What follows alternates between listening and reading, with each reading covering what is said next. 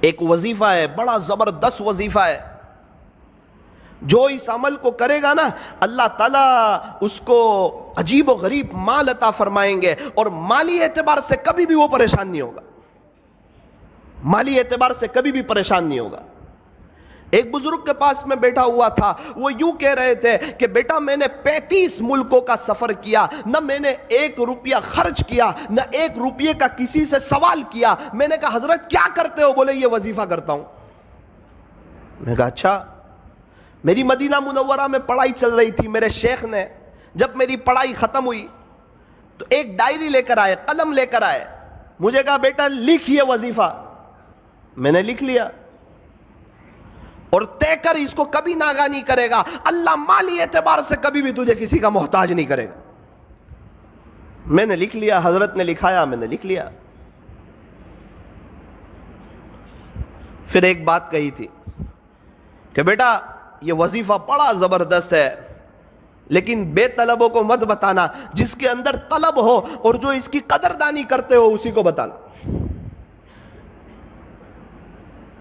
پھر میں جب ہمارے یہاں آیا، کچھ لوگ میرے پاس آتے، مولانا ہم بڑے پریشان ہیں مالی اعتبار سے، حالات میں کوئی وظیفہ، تو الحمدللہ میں یہ وظیفہ بتا دیتا، اللہ تعالیٰ ان کو بہت نواز دیتے، عجیب و غریب نواز دیتے، اور عجیب و غریب اس پر تجربہ ہے، اور کئی اللہ والوں کو میں نے دیکھا وہ یہی وظیفہ پڑھتے ہیں۔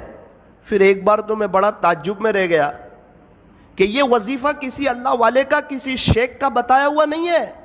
ایک صحابی نے ہمارے نبی سے کہا تھا کہ پیارے نبی جی دنیا نے مجھے چھوڑ دیا ہے، یعنی میرے پاس کچھ ہے نہیں۔ اس وقت ہمارے نبی نے یہ وظیفہ دیا تھا، اور یوں کہا تھا کہ آپ فرشتوں والی تسبیح کیوں نہیں پڑھتے، اور یہ بتایا تھا تسبیح سبحان اللہ و بحمدہ، سبحان اللہ العظیم و بحمدہ استغفر اللہ، اللہ اکبر کبیرہ، سبحان اللہ و بحمدہ سبحان اللہ العظیم و بحمدہ استغفر اللہ۔ پیارے نبی سے وظیفہ سنا، راوی فرماتے ہیں کہ پھر ایک مدت تک وہ نظر نہ آئے، جب دوبارہ نظر آئے تو انہوں نے بتایا، جس کا خلاصہ یہ ہے اللہ نے مجھے اتنا نواز دیا ہے کہ میں بتا نہیں سکتا۔ یہ عجیب و غریب وظیفہ ہے۔ ایک شخص مجھے کچھ وقت پہلے نوساری میں ایک جگہ ملے، سید تھے، مجھے کہنے لگے مولانا کچھ وقت پہلے آپ ہمارے گھر آئے تھے، آپ نے ایک وظیفہ بتایا تھا، میں نے آپ کو اپنی پریشانی بتائی تھی، آپ نے ایک وظیفہ بتایا تھا، الحمدللہ 2 دن سے میں نے شروع کر دیا ہے۔ میں نے کہا یار میں نے بتایا تھا 3-4 مہینے ہو گئے، آپ نے 2 دن سے شروع کیا۔ مولانا آپ کو نہیں معلوم، آپ بتا رہے تھے، پردے کے پیچھے سے میری بیوی یہ وظیفہ سن رہی تھی، اللہ کی شان اس نے پابندی سے کیا، ابھی اس کے 36 لاکھ روپے آ رہے ہیں، تو میں نے بھی شروع کر دیا۔ میں نے کہا یار آپ عجیب آدمی ہو۔ میں نے کہا 36 لاکھ روپے کہاں سے آ رہے ہیں؟ کہا وہ وارثے کے آ رہے ہیں۔ تو میں نے کہا ابا کو مارنے کی نیت سے تو نہیں پڑھا تھا یہ وظیفہ؟ بولے نہیں، ان کے ابو کا تو بہت پہلے یہ انتقال ہو گیا تھا، لیکن مولانا زمین کا اتنا خطرناک مسئلہ تھا کہ یہ کبھی بھی حل ہونے کا نام لیتا نہیں تھا، اور ہم لوگ بھی نا امید ہو چکے تھے کہ اب یہ مسئلہ جو ہے یہ کبھی بھی حل ہو سکتا نہیں ہے، لیکن میری بیوی نے یقین سے پڑھنا شروع کیا، اللہ کی شان مسئلہ حل ہوا، اس کے 36 لاکھ روپے آ رہے، اور اللہ کا شکر ہے 2 دن سے میں نے بھی شروع کر دیا ہے۔ ہمارے نوساری میں ایک بڑے مالدار شخص ان کے پاس میں بیٹھا ہوا تھا، تو شیخ سے وہ بھی محبت کرتے تھے، مدینہ منورہ کے شیخ سے، تو میں نے ان کو یہ وظیفہ بتا دیا۔ کہنے لگے نا وہ بڑے آدمی ہیں اور ان کا بتایا ہوا وظیفہ کرنا ہی چاہیے۔ میں نے کہا ان کا بتایا ہوا نہیں، پیارے نبی کا بتایا ہوا ہے، یہ کوئی اللہ والے کا بتایا ہوا نہیں ہے، یہ کوئی تجربہ کرنے کا وظیفہ نہیں ہے، یہ تو عمل کرنے کا وظیفہ ہے۔ اچھا کیا بتایا؟ تو میں نے ان کو بتا دیا۔ 2 دن کے بعد مجھے ملے، کہا بیٹا یہ وظیفہ کبھی چھوڑنے جیسا نہیں ہے۔ میں نے کہا کیوں؟ بولے بیٹا پیسہ تو بہت ہے، سب جگہ روکا ہوا ہے، ابھی میں حالات میں تھا کچھ وقت سے، پیسے کے بارے میں ہاتھ میں پیسہ نہیں تھا، زمینیں جائیداد پراپرٹی بہت، ہاتھ میں پیسہ نہیں، تو میرا بڑا بیٹا میرے پاس آیا اور یوں کہنے لگا ابا بہت پہلے آپ کے 70,000 روپے میرے پاس تھے، وہ ابھی آپ لے لو 70,000۔ بولے، میں نے بولا پھر؟ بولے اب کبھی یہ وظیفہ نہیں چھوڑوں گا۔ اللہ اکبر کبیرہ۔ اور شیخ خود فرماتے تھے میں نے جس کو بھی بتایا، جس نے بھی یقین سے پڑھا بیٹا آج سب کروڑ پتی ہے، اور جس نے بغیر یقین کے پڑھا وہ جہاں تھے آج وہاں کے وہیں ہیں۔ تو میرے عزیزوں ایک بات یاد رکھو، یہ وظیفہ جو ہے یہ بڑا زبردست ہے۔ میں نے ایک سوال پوچھا شیخ سے جس پر وہ مجھ سے بڑے ناراض ہوئے، بہت زیادہ ناراض ہوئے، اور مجھے کہا بیٹا تیرے سے مجھے یہ امید کبھی نہیں تھی کہ تو مجھے یہ سوال پوچھے گا۔ میں نے کہا شیخ یہ جو وظیفہ پڑھیں گے 100 مرتبہ تو صرف رزق میں برکت ہی ہوگی یا ثواب بھی ملے گا؟ تو بہت ناراض ہو گئے۔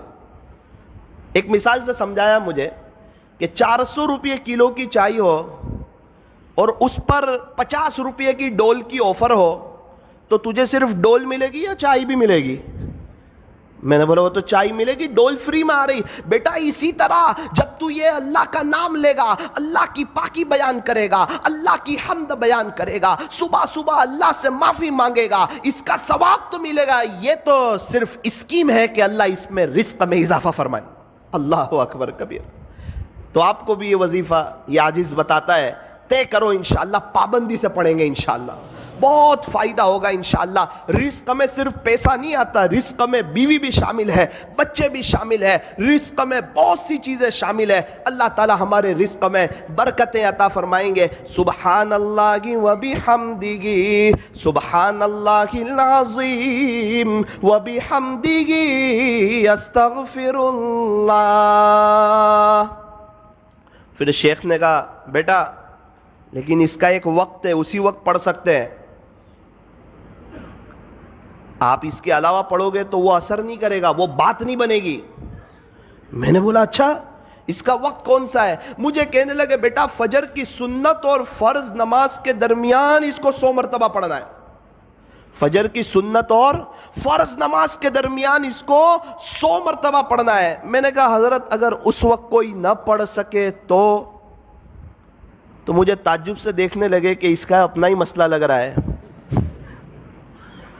مجھے کہنے لگے بیٹا جب تک فجر کی نماز کا وقت رہتا ہے، صبح صادق کے بعد سنت پڑھ لیں، اس کے بعد سے جب تک فجر کی نماز کا وقت رہتا ہے وہاں تک یہ پڑھو گے تو یہ اپنا اثر عجیب اور غریب انداز میں کرے گا۔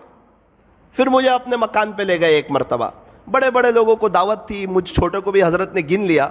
اللہ اکبر کبیرہ، بہت سی نعمتیں دیکھی، مجھے بتانے لگے، اس کی اہمیت سمجھانے لگے کہ دیکھ بیٹا یہ وظیفے کی برکت ہے کہ اللہ تعالیٰ نے مجھے ایسا شاندار مکان دیا، دیکھ بیٹا اس وظیفے کی برکت ہے، ایک کار تو ایسی میرے گھر کے باہر کھڑی ہے جو تیرے ہندوستان میں لانچ بھی نہیں ہوئی ہے، تو وظیفے کو معمولی مت سمجھنا، کبھی چھوڑنا مت، اس کی پابندی کرنا، انشاءاللہ اللہ تجھے بھی بہت نوازے گا۔ اسی وظیفے کی برکت سے کئی سالوں سے اللہ تعالیٰ نے مجھے عجیب و غریب نوازا ہے، میرے اپنے تعلقات والوں کو بتایا ہے، اور اللہ تعالیٰ نے سب کو نوازا ہے۔ تجربہ کرنے کی ضرورت نہیں ہے، یہ عمل کرنے کی ضرورت ہے، یہ کسی ولی کا بتایا ہوا نہیں ہے، یہ پیارے نبی حضرت محمد الرسول اللہ صلی اللہ علیہ وسلم کا بتایا ہوا ہے۔ میں نے حضرت کے ساتھ دبئی کا سفر کیا، حضرت تو 5 اسٹار ہوٹل میں ان کے ساتھ ٹھہرنا ہوا، کیا شکریہ ادا کر رہے ہیں، الحمدللہ الحمدللہ الحمدللہ، کھانا کھا رہے ہیں شکریہ ادا کر رہے ہیں، شیپ میں بیٹھے ہوئے شکریہ ادا کر رہے ہیں، اللہ کی نعمتوں پر شکر شکر شکر۔ میں نے حضرت کے گھر دیکھا، الحمدللہ الحمدللہ، کھجوریں کھا رہے ہیں الحمدللہ، قہوہ پی رہے ہیں الحمدللہ، اور ان کو چکن وغیرہ تو جلدی سمجھ نہیں آتی، ان کو تو مٹن وغیرہ چاہیے۔ تو خلاصہ یہ ہے جو بھی کھا رہے ہیں اس پر اللہ کا شکریہ ادا کر رہے ہیں۔ مجھے وہ بزرگ والی بات یاد آئی کہ واقعتاً اللہ نے ان کو نوازا ہے اور یہ شکر کر کے اللہ تک پہنچ رہے ہیں۔